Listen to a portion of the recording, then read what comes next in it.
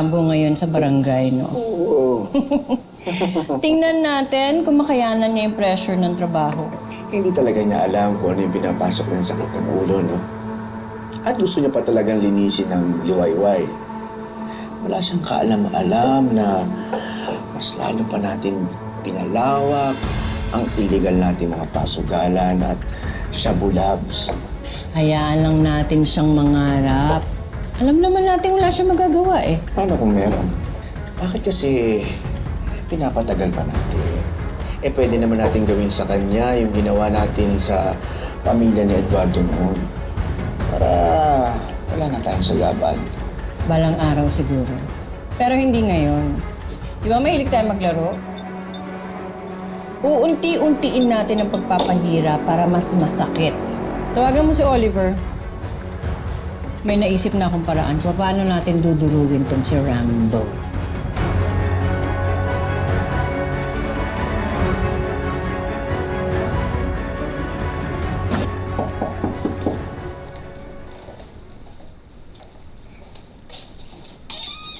Oh, Rambo, pasok.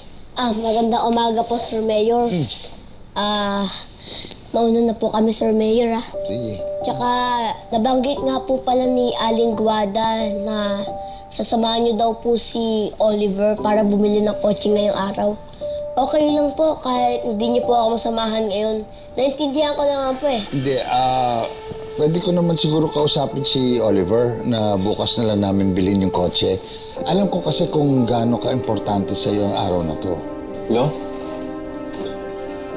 Pasensya na po ha, pero hindi po ako papayag.